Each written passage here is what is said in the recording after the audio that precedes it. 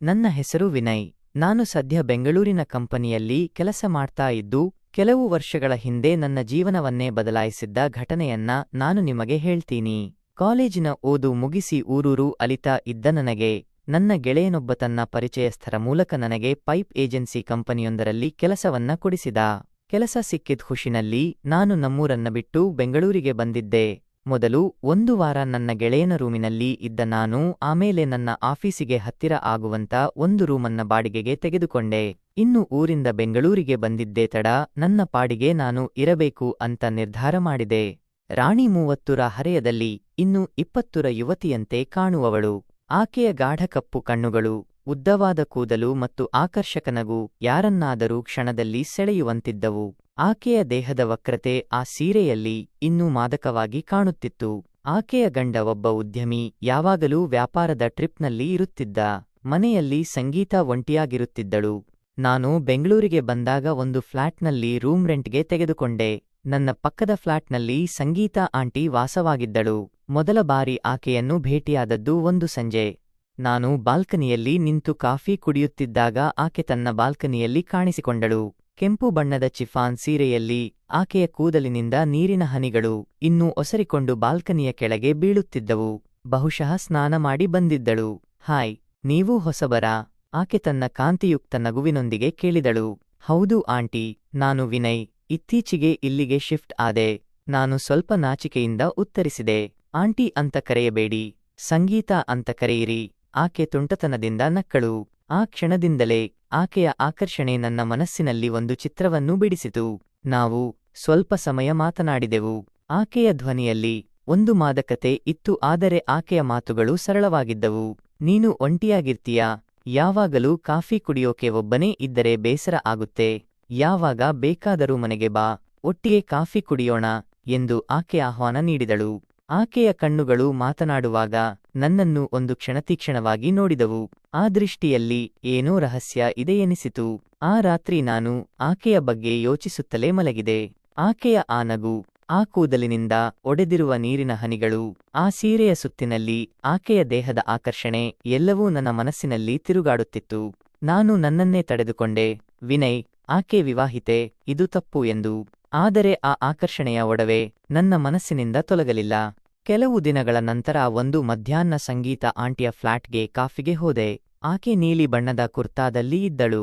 ಆ ಹುಡುಗೆ ಆಕೆಯ ದೇಹದ ವಕ್ರತೆಯನ್ನು ಇನ್ನಷ್ಟು ಎದ್ದು ಕಾಣಿಸಿತು. ಆಕೆ ಕಾಫಿಯ ಜೊತೆಗೆ ಕೆಲವು ತಿಂಡಿಗಳನ್ನು ತಂದು ಟೇಬಲ್ ಮೇಲಿಟ್ಟಳು.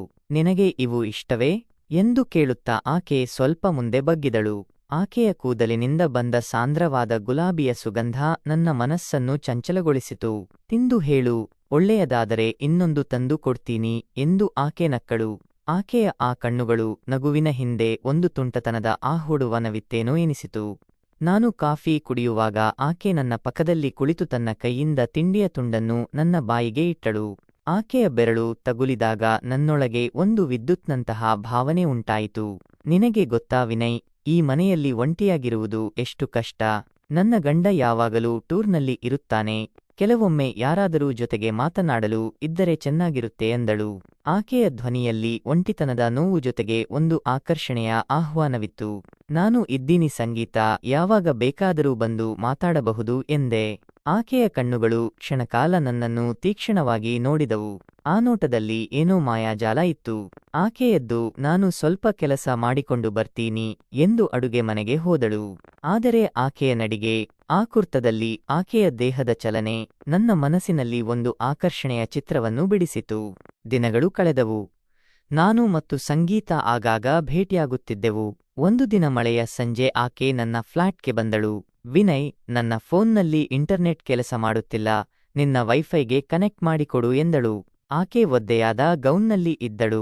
ಆಕೆಯ ಕೂದಲಿನಿಂದ ನೀರು ಒಸರುತ್ತಿತ್ತು. ಆ ಗೌನ್ ಆಕೆಯ ದೇಹಕ್ಕೆ ಅಂಟಿಕೊಂಡು ಆಕೆಯ ಆಕರ್ಷಕ ರೂಪವನ್ನು ಇನ್ನಷ್ಟು ಎದ್ದು ಕಾಣಿಸಿತು. ನಾನು ಆಕೆಯ ಫೋನ್ ತೆಗೆದುಕೊಂಡು ವೈಫೈಗೆ ಕನೆಕ್ಟ್ ಮಾಡಿಕೊಡಲು ಆರಂಭಿಸಿದೆ. ಆಕೆ ನನ್ನ ಪಕ್ಕದಲ್ಲಿ ಬಂದು ಕುಳಿತಳು.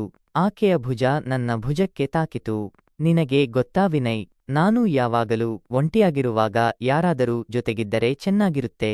ನೀನು ಬಂದಾಗಿನಿಂದ ಈ ಒಂಟಿತನ ಕೊಂಚ ಕಡಿಮೆಯಾಗಿದೆ ಎಂದಳು. ಆಕೆಯ ಮಾತುಗಳು ನನ್ನ ಹೃದಯವನ್ನು ಮುಟ್ಟಿದವು. ಸಂಗೀತ, ನಾನು ಯಾವಾಗಲೂ ಇದ್ದೀನಿ ಎಂದೆ. ಆಕೆ ಸ್ವಲ್ಪ ಹತ್ತಿರಕ್ಕೆ ಸರಿದು, ನಿಜವಾಗಿಯೂ ಯಾವಾಗಲೂ ಎಂದು ಕೇಳಿದಳು. ಆಕೆಯ ಕಣ್ಣುಗಳಲ್ಲಿ ಒಂದು ಮಾಯಾವಿ ಮಿಂಚು. ನಾನು ಆಕೆಯ ಕೈಯನ್ನು ಹಿಡಿದೆ. ಹೌದು, ಯಾವಾಗಲೂ.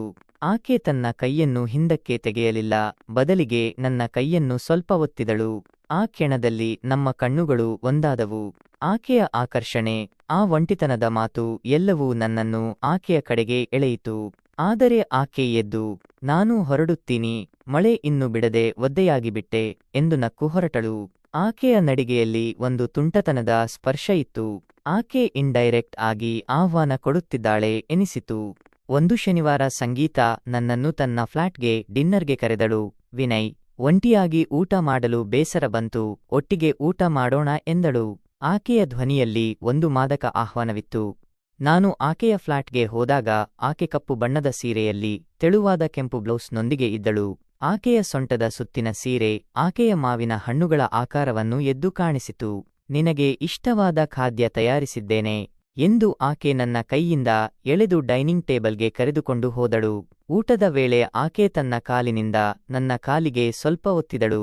ವಿನಯ್, ನಿನಗೆ ಗೊತ್ತಾ, ನಾನು ಒಂಟಿಯಾಗಿರುವಾಗ ಕೆಲವೊಮ್ಮೆ ಯಾರಾದರೂ ಜೊತೆಗಿದ್ದರೆ ಎಷ್ಟು ಚೆನ್ನಾಗಿರುತ್ತೆ ಎಂದಳು. ಆಕೆಯ ಕಾಲಿನ ಸ್ಪರ್ಶ, ಆ ಮಾತು ಎಲ್ಲವೂ ನನ್ನನ್ನು ಚಂಚಲಗೊಳಿಸಿತು. ನಾನು ಇದ್ದೀನಿ ಸಂಗೀತ ಎಂದೆ. ಆಕೆ ತನ್ನ ಕೈಯಿಂದ ನನ್ನ ಕೈಯನ್ನು ಮೆಲ್ಲಗೆ ಸ್ಪರ್ಶಿಸಿದಳು. ನಿನಗೆ ಗೊತ್ತಾ, ನೀನು ತುಂಬಾ ಸ್ಮಾರ್ಟ್ ಆಗಿರುವೆ, ಯಾವ ಹುಡುಗಿಯಾದರೂ ನಿನ್ನನ್ನು ಇಷ್ಟಪಡುತ್ತಾಳೆ ಎಂದಳು. ಆಕೆಯ ಕಣ್ಣುಗಳಲ್ಲಿ ಒಂದು ಆಕರ್ಷಣೆಯ ಆಹ್ವಾನವಿತ್ತು. ಆದರೆ ಆಕೆ ತಕ್ಷಣ ಎದ್ದು, ನಾನು ಡೆಸರ್ಟ್ ತರ್ತೀನಿ ಎಂದು ಅಡುಗೆ ಮನೆಗೆ ಹೋದಳು. ಆಕೆಯ ಆ ಸ್ಪರ್ಶ, ಆ ಮಾತುಗಳು ನನ್ನನ್ನು ಒಂದು ಹೊಸ ರೀತಿಯ ಉದ್ವೇಗಕ್ಕೆ ಕೊಂಡೊಯ್ದವು. ನಾನು ತಡೆಯಲು ಶಕ್ತನಾಗಿರಲಿಲ್ಲ. ಒಂದು ದಿನ ಸಂಗೀತ ಒಂದು ಫ್ಯಾಮಿಲಿ ಫಂಕ್ಷನ್ಗೆ ತನ್ನ ಜೊತೆ ಬರಲು ಕೇಳಿಕೊಂಡಳು.